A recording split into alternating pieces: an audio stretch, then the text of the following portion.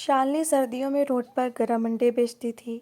एक दिन उसे सड़क किनारे एक बस बेसहारा लड़की मिली तो वो उसे घर ले गई, जिसे देखकर बहू आग बबूला हो गई और बोली, पहले तुम्हारा बोझ कम था जो इस पाप की गठरी को भी ले आई। तो शालिनी बोली, बकवास बंद करो, तुम लोग कौन सा मुझे कमा कर खिला रहे हो। ये सुनकर बहू ने डंडा उठाया और शालिनी के सर पर मार दिया। वो बेहोश हो गई। जब पति आया तो बहू ने लड़की को चारपाई से बांध दिया और बोली, इसने माँ जी को मारा है। जैसे ही वो लड़की की ओर बढ़ा तो शालिनी को होश आ गया और सर्दी की रात थी। ज़्यादातर लोग अपने घरों से बाहर नहीं निकलते थे, लेकिन इस समय सर्दी में शालिनी स्टेशन पर खड़ी उबले हुए अंडों की टोकरी पकड़े हुए रुकने वाली ट्रेन की एक एक खिड़की के पास जाकर अंडे खरीदने के लिए ग्राहकों को कह रही थी। कई लोगों ने अंडे खरीदे, यहाँ तक कि स्टेशन पर अपनी ट्रेन का इंतज़ार करने वाले यात्री भी उससे अंडे खरीद रहे थे। इतनी सर्दी में भी उसने बस एक ही फटी पुरानी साड़ी पहन रखी थी। 55-60 के लगभग उम्र थी, लेकिन उसकी ये हालत थी कि उसे इस समय सर्दी में भी रोटी कमाने के लिए बाहर निकलना पड़ता था। दिन की निकली, कभी कभी उसे रात हो जाती थी, कभी बस अड्डे पर, कभी स्टेशन पर वो उबले हुए अंडे बेचती थी। जब घर पहुंचती तो बहू खाना खाकर अपने बच्चों को कमरों में लेकर रज़ाई में घुसी होती थी। बेटा भी सो चुका होता था। घर के दरवाजे की एक चाबी शालिनी के पास थी। चाबी से दरवाज़ा खोलकर वो अंदर आई तो उसने गहरी सांस ली। पूरा घर सन्नाटे में डूबा हुआ था। हर तरफ खामोशी का राज था। शालिनी ने खाली अंडों की टोकरी एक और रखी। आते हुए वो कच्चे अंडे साथ लेकर आई थी। उसे एक साइड रखा। रसोई में देखा तो दोपहर की सूखी रोटी पड़ी थी, सब्जी तो थी ही नहीं। उसने टोकरी में देखा तो 2 अंडे बचे हुए थे। प्याज काटा, हरी मिर्च काटी, टमाटर काट कर मसाला बनाया और उबले हुए अंडों को टुकड़ों में काट कर थोड़ा सा फ्राई करके सूखी रोटी के साथ खाकर गुसर बसर किया था। भगवान का शुक्र किया और अपने कमरे में चली गई, जहाँ फटी पुरानी रजाई रखी हुई थी। जानती थी कि कमरे की सफाई तक किसी ने नहीं की होगी। जब बेटा ही गैरों की तरह बन जाए तो फिर वो बहू से क्या आशा रख सकती है। शालिनी ने अपना कमरा साफ करना शुरू किया। बूढ़ी हड्डियों में अब जान बची नहीं थी। इतनी ताकत नहीं थी कि सारा दिन मेहनत करने के बाद घर के काम भी करती, लेकिन इतनी गंदगी में सोना भी संभव नहीं था। थोड़ी बहुत कमरे की सफाई करने के बाद वो अपने बिस्तर पर लेट गई थी और भगवान का धन्यवाद किया। अगले दिन सुबह सवेरे शालिनी की आँख खुल गई थी। खांसते हुए उठी। तबीयत भी ठीक नहीं थी, मगर जो काम करना था वो तो करना ही था। अंडे बड़े पतीले में डाले और चूल्हे में आग जलाने के बाद पतीला चूल्हे पर चढ़ाया और अपने लिए छोटे चूल्हे पर चाय बनाई। चाय पीने के बाद पूजा की। तब तक अंडे उबल चुके थे। उन्हें टोकरी में डालकर वो सुबह सवेरे ही घर से निकल गई थी। ये उसका रोज़ का नियम था, जिससे शायद वो थकने लगी थी, मगर फिर भी जिंदगी की गाड़ी का पहिया चलाने के लिए ये काम करना बहुत ज़रूरी था। अलग अलग जगहों, स्टेशन और बस अड्डे पर अंडे बेचने के बाद वो कुछ देर सुस्ताने के लिए बैठी तो उसकी नज़र एक लड़की पर पड़ी। वो काफ़ी बेहाल लग रही थी। उसकी हालत बहुत ख़राब थी। शक्ल से ही वो कमज़ोर लग रही थी। शालिनी अपने नरम स्वभाव के हाथों मजबूर होकर तुरंत उसके पास पहुंच गई। लड़की की शक्ल बहुत प्यारी थी। उसके सर पर हाथ फेरा, फिर कहने लगी, क्या बात है बेटी, तुम किसी मुसीबत में हो? बहुत मजबूर लग रही हो। लड़की की आंखों में आंसू आ गए। कहने लगी, माँ जी, मैं बेसहारा हूँ। माँ बाप मुझे दुनिया की निर्दयी लहरों के हवाले करके खुद हमेशा की नींद सो गए हैं। कोई भी जगह ऐसी नहीं है जहाँ मुझे शरण मिल जाए। चारों तरफ दुश्मनी है, समझ नहीं आता कहाँ जाऊँ। दुनिया में कोई भी मेरा नहीं है। लड़की की बातें सुनकर शालिनी को बहुत तरस आया। वो सोचने लगी, ये लड़की किसी अपने के ना होते हुए बेसहारा है, जबकि मैं बेटे और बहू के होते हुए भी दर दर की ठोकरें खा रही हूँ। लड़की के दुख को उसने अपने दुख की तरह महसूस किया। अपना समय याद आया तो दिल फटने लगा। उसने एकदम से उसे गले से लगा लिया। टोकरी में से गर्म अंडे निकाल कर उसे दिए। बेटी, तुम दुखी ना हो। इस दुनिया में कोई किसी का नहीं है। अपनों को भी लोग अकेला छोड़ देते हैं। आज से तुम मेरी बेटी हो। मैं तुम्हारा सहारा बनूंगी और तुम मेरा सहारा बन जाओ। लड़की ने सर उठाकर कहा, आप सच कह रही हैं माँ जी? क्या आप सच में मेरा सहारा बन जाएंगी? शालिनी ने सर हिलाया तो लड़की एकदम से उसके गले लग गई। शालिनी ने अपने बाकी अंडे वहीं स्टेशन पर बेचे और लड़की का हाथ पकड़कर उसे अपने घर ले आई। रात का अंधेरा छा रहा था, मगर बहुत ज़्यादा देर भी नहीं हुई थी। बहू अपने बच्चों को खाना खिला रही थी। शालिनी ने उस लड़की को सीधा अपने कमरे में ले जाकर चारपाई पर बिठाया और लड़की ध्यान से इधर उधर देखने लगी। शालिनी बाहर चली आई, कहने लगी, बहू खाना मिल जाएगा, आज बहुत ज़्यादा थक गई हूँ, इतनी हिम्मत नहीं है कि खुद खाना बना सकूँ। तभी उसने उसे घूरा और मुंह बनाकर कहने लगी, खाने की बात तो तुम छोड़ दो, तुम तो हमेशा भूखी ही रहती हो। ये बताओ किसको उठा के अपने घर में ले आई हो। तो शालिनी कहने लगी, ये बेसहारा अनाथ लड़की है, दुनिया में इसका कोई नहीं है। मुझे इस लड़की के साथ बहुत अपनाइयत महसूस हुई, इसलिए मैं उसे अपने साथ ले आई। अब ये यहीं रहेगी, सुबह अंडे बेचने जाया करूंगी तो उसे साथ ले जाऊंगी और वापसी पर साथ ले आया करूंगी। रात को थोड़ा ही समय तो हम घर पर होते हैं, ये समय भी गुजर जाएगा। तभी बहू ने माथे पर बल डाल ली और कहने लगी, मुझे वो कमरा खाली चाहिए, मैंने तुम्हारी जगह स्टोर रूम में बना दी है। अगर तुम्हें ये कमरा इतना ही बड़ा लग रहा है तो तुम स्टोर रूम में चली जाओ, यहाँ हमने कोई मुफ्त का अनाथालय नहीं खोल रखा।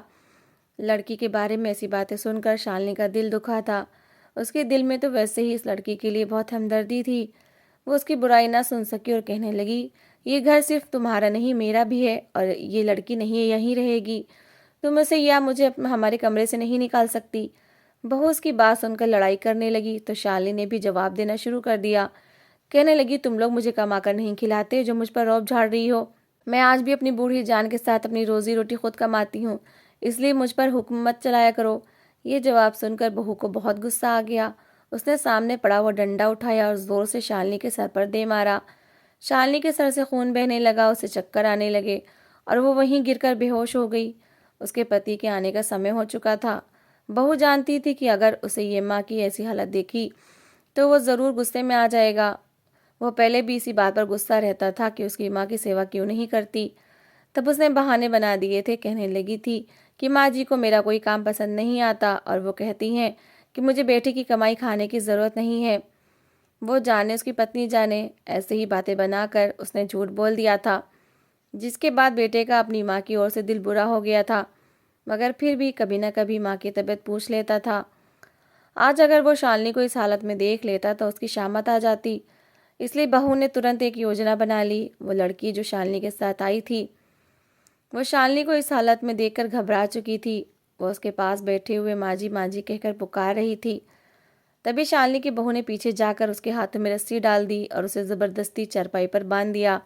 लड़की ने अपना बचाव करने की कोशिश की, मगर वो बहुत कमज़ोर थी। कई दिनों की भूख ने उसे निढाल कर रखा था। उसमें इतनी ताकत नहीं थी कि खुद को छुड़ा सकती। बहू ने उसे चारपाई पर बांधकर कमरे को किया ही था कि उसका पति आ गया। उसने माँ की ऐसी हालत देखी, तड़प कर माँ की ओर भागा। माँ उठे, आपको क्या हुआ है? फिर गुस्से से पत्नी की ओर देखा, पूछने लगा, माँ को क्या हुआ है? तब बहू तुरंत रोने लगी, आंखों से झूठे आंसू बहाए और कहने लगी, माँ जी स्टेशन से अंडे बेचकर जल्दी घर आ गई थी, मैं उन्हें खाना देने आई थी। उनके साथ ही एक लड़की भी आई थी और वो माँ जी के कमरे में ही थी। उसने माँ जी के सर पर डंडा दे मारा और माँ जी बेहोश होकर गिर गईं और ये लड़की कमरे की तलाशी लेने लगी। मैंने चुपके से उसे काबू करके चारपाई पर बांध दिया है। अब आप जाने और ये लड़की जाने, माँ जी ने ना जाने स्टेशन से किसको उठा कर ले आई थी। आपकी माँ तो मुझे समझ ही नहीं आती, जैसे आती हैं वैसे ही चली जाती हैं। शालिनी के बेटे को अपनी माँ की बेवकूफ़ी पर जी भरकर गुस्सा भी आया था, मगर उसकी ऐसी हालत देखकर परेशान भी हो गया था। वो तुरंत शालिनी की ओर बढ़ा। तब तक शालिनी को होश आ गया था। वो उठ खड़ी हुई, बेटा शालिनी से लड़ने लगा, कहने लगा, मैंने आपको कितनी बार कहा है कि अंडे बेचना छोड़ दें, इज्जत से घर बैठकर रोटी खाएं, मगर आपको मेरी कोई भी बात सुनना ही नहीं होती। स्टेशनों पर मुझे बदनाम करती फिर रही हैं, लोगों के आगे आप अंडे बेचती फिर रही हैं, और अब ये किस लड़की को उठा लाई हैं जो घर में चोरी करने की नीयत से आई थी। शालिनी ने बेटे की ओर अफसोस भरी नज़रों से देखा। वो माँ की ऐसी हालत देखकर भी अपनी पत्नी की सुनाई हुई कहानी पर विश्वास कर रहा था। उससे कुछ भी कहने का फ़ायदा नहीं था। वो भी उस लड़की अंशिका को बंधा हुआ देख चुकी थी। जल्दी से उसकी ओर बढ़कर उसकी रस्सियाँ खोली। अंशिका कहने लगी, माँ जी, आपको इन जालिम लोगों के पास रहने की कोई ज़रूरत नहीं है, आप मेरे साथ चलिए। ये लोग अपने पापों का घड़ा अपने हाथों से भर रहे हैं। ये सब सुनकर शालिनी की आंखें भीग गईं, मगर वो इस घर को छोड़कर कहीं नहीं जा सकती थी। पर अब चिंता की बात नहीं थी, क्योंकि अंशिका उसके साथ थी, जो उसे अपनी बेटी से भी बढ़कर अपनी लगने लगी थी। उसकी चिंता ने शालिनी का दिल जीत लिया था। वो नहीं चाहती थी कि अंशिका के साथ कुछ बुरा हो जाए। बाहर तो कदम कदम पर भेड़िए घात लगाए बैठे थे। शालिनी कहने लगी, बेटा, ये कोई इतनी बड़ी बात नहीं है, मुझे तो ऐसे व्यवहार की आदत हो गई है। मगर हम घर छोड़कर कहीं नहीं जाएंगे। टूटी फूटी सही, लेकिन ये छत हमारे लिए सुरक्षित है और यहाँ तुम भी सुरक्षित रहोगी। शालिनी की बात सुनकर अंशिका को उस पर प्यार आया। वो एकदम आगे बढ़ी और शालिनी के गले लगकर फूट फूट कर रोने लगी और कहने लगी, माँ जी, मैं आपको इस दुनिया में बेसहारा नहीं रहने दूंगी, आप मेरे साथ चलिए। उसने शालिनी का हाथ पकड़ा और उसे लेकर घर से बाहर निकलने लगी। तभी शालिनी का बेटा आ गया और कहने लगा, ए लड़की, कौन हो तुम, कहाँ से आई हो? मेरी माँ को कहीं नहीं ले जा सकती। अंशिका ने रुककर उसकी ओर देखा और कहने लगी, अच्छा मिस्टर, अब आपको याद आया कि ये आपकी माँ है। सारा दिन कैसे स्टेशन पर अंडे बेचते हुए परेशान होती रहती हैं। आपकी पत्नी ने घर में इनके सर पर डंडा मारा और एक झूठी कहानी सुना दी और आप बिना किसी बात की सच्चाई जाने उसके झूठ पर विश्वास करके अपनी माँ पर आरोप लगाने लगे हैं। इस दुनिया में आपसे बड़ा बेवकूफ़ मैंने आज तक नहीं देखा, जिसे माँ मिली हो मगर उसे उसकी कदर ही ना हो। ये कहकर अंशिका ने शालिनी का हाथ पकड़ा और उसे लेकर घर से बाहर निकल गई। शालिनी के चेहरे पर हवाइयाँ उड़ रही थीं। वो बहुत परेशान थी। उसे अपनी नहीं, अंशिका की चिंता थी, जो बिना किसी अंजाम की परवाह किए उसे अपने साथ लेकर जा रही थी। सड़क पर पहुंचकर अंशिका ने एक आदमी से रिक्वेस्ट करके मोबाइल मांगा और एक नंबर मिलाया। थोड़ी देर बाद जो कुछ हुआ उससे शालिनी की आंखें फटी की फटी रह गईं। वो सड़क पर खड़ी ही थी कि एक बड़ी सी गाड़ी उनके सामने आकर रुकी। अंशिका ने कुछ बात की और गाड़ी का दरवाज़ा खोलकर शालिनी के साथ बैठ गई। गाड़ी चल पड़ी। शालिनी हैरत से अंशिका की ओर देखकर कहने लगी, ये किसकी गाड़ी है और हम कहाँ जा रहे हैं? तुमने तो कहा था कि तुम बेसहारा हो, तुम्हारा इस दुनिया में कोई नहीं है, मगर एक कॉल पर गाड़ी कैसे आ गई? अंशिका कहने लगी, माँ जी, मैं आपको सब कुछ बता दूंगी, मगर आपको चिंता करने की ज़रूरत नहीं है। हमारे पास घर नहीं होगा या हम सड़क पर आ जाएंगे, इस बात की चिंता छोड़ दें। थोड़ी देर बाद गाड़ी एक बड़े से बंगले के सामने रुकी और अंशिका शालिनी का हाथ पकड़े गाड़ी से बाहर निकली और उस बंगले के अंदर चली गई, जहाँ पर कुछ लोग इधर उधर फिर रहे थे। उसने शालिनी का हाथ पकड़कर सबके सामने तेज आवाज़ से कहा, ये मेरी नानी है और अब से ये इसी घर में रहेंगी। मेरे जो भी रिश्तेदार मेरी चिंता में मेरे इस घर में रुके हुए हैं वो यहाँ से जा सकते हैं। रिश्तेदारों ने ये बात सुनी तो दंग रह गए। उन्हें अपने कानों पर विश्वास नहीं आ रहा था कि अंशिका कहाँ से अपनी नानी को ले आई है, मगर सब थोड़ा डर भी गए थे और एक ही पल में घर खाली कर दिया। शाली हैरानी से सारा दृश्य देख रही थी, बार बार पलक झपकाती थी। उसे लग रहा था कि वह खुद एक सपना देख रही है। उससे रहा न गया तो आखिरकार पूछ बैठी, कहने लगी, बेटी, ये सब क्या है? मुझे हैरान करने पर लगी हुई हो, तुम कौन हो? अंशिका ने शालिनी का हाथ पकड़ा और उसे सोफे पर बिठा दिया। नौकरानी को ठंडा पानी और खाना लाने को कहा और खुद शालिनी को अपनी कहानी सुनाने लगी। कहने लगी, अभी कुछ दिन पहले मेरे माँ बाप की एक दुर्घटना में मौत हो गई थी। तब सारे रिश्तेदार हमारे घर आ गए और हर कोई मेरा संरक्षक बनने का दावा करने लगा। एकदम से ही सब हमदर्दी जताने लगे। मेरी मम्मी पापा की पसंद की शादी थी, इसलिए सारे रिश्तेदार उनसे मिलना जुलना छोड़ चुके थे। मगर जब पापा की मौत के बाद उनकी धन दौलत का चर्चा सुना तो वो सब फौरन हमारे घर आकर रहने लगे और झूठा प्यार दिखाने लगे। मैं इतनी ज़्यादा समझदार तो नहीं हूँ, मगर इतना ज़रूर समझती हूँ कि झूठ और सच की पहचान कर सकूँ। मैं समझ गई थी कि सब दिखावे की हमदर्दी है, इसलिए एक दिन मैंने घर छोड़ दिया। मैंने सोच लिया था कि जो भी मुझे ढूंढेगा उसे ही अपने साथ रहने दूंगी और बाकी सबको घर से निकाल दूंगी। मगर किसी ने मुझे ढूंढने की कोशिश नहीं की, जैसे मेरी कोई अहमियत ही ना हो। फिर मुझे आप मिल गई। मेरी सारी आशाएं टूट रही थीं, मगर आपने मुझे अपने घर ले जाकर सहारा दिया। मैं आपका घर देखना चाहती थी, हालात समझना चाहती थी, लेकिन जब मैंने आपके बेटे और बहू का व्यवहार देखा तो मैंने तुरंत फैसला कर लिया कि आपको अपने साथ अपने घर ले जाऊंगी, जहां आप मालकिन की तरह रहेंगी। आपने मुझ पर उपकार किया, मेरा साथ दिया, मेरी मदद की। मुझे भी आपको अपनी माँ समझकर आपका सहारा बनना चाहिए। ये कहते हुए उसने शालिनी के हाथ चूम लिए और उसकी बातें सुनकर शालिनी की आंखों में आंसू आ गए। वो तुरंत उसे अपने सीने से लगाकर थपथपाने लगी। शालिनी ने कहा, बेटा, मैं भगवान का लाख बार धन्यवाद करती हूँ कि उसने मुझे तुम जैसी बेटी से मिलाया। मुझे इस धन दौलत की कोई ज़रूरत नहीं है। मैं खुद कमाने और खाने पर विश्वास रखती हूँ और तुमने तो मुझे अंडे बेचते देखा ही है। मैं भगवान का जितना भी धन्यवाद करूँ कम है। शालिनी भी खुशी खुशी अंशिका के साथ उसके घर में रहने लगी थी। अच्छा पहनने और खाने को मिलने लगा था और अंशिका उसका बहुत ख्याल रखती थी। दोनों ही एक दूसरे के साथ बहुत अच्छी ज़िंदगी गुजार रहे थे। अंशिका को माँ मिल गई थी, जबकि शालिनी को बेटी। कभी कभी शालिनी यूं ही खामोश बैठकर सोचती तो उसे अपने बेटे का ख्याल आ जाता, मगर वो सर को झटक कर हर ख्याल दिमाग से निकाल देती थी। एक दिन वो शॉपिंग करके वापस आ रही थी, तब अचानक उसका बेटा उसके सामने आ गया।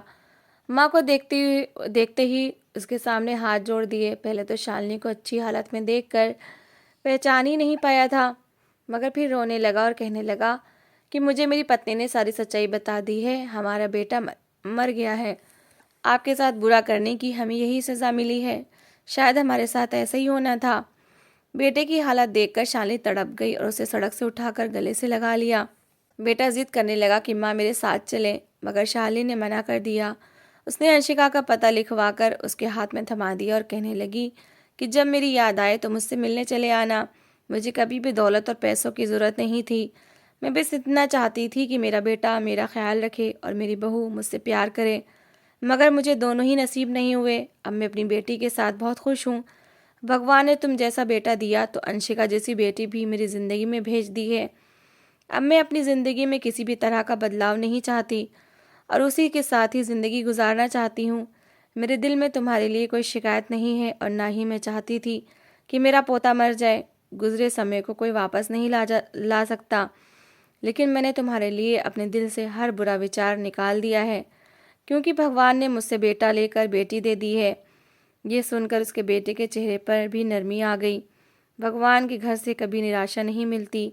वो अगर एक रास्ता बंद करता है तो 10 रास्ते और खोल देता है। तो दोस्तों, इस कहानी को लेकर आपकी क्या राय है, कमेंट बॉक्स में ज़रूर बताएं। और अगर आपको हमारी आज की कहानी अच्छी लगी हो तो प्लीज़ इसे लाइक ज़रूर करें। अगर आपने अभी तक हमारे चैनल को सब्सक्राइब नहीं किया तो ज़रूर कर लीजिए। तो मिलते हैं ऐसी एक और मोटिवेशनल कहानी के साथ। Thanks for watching.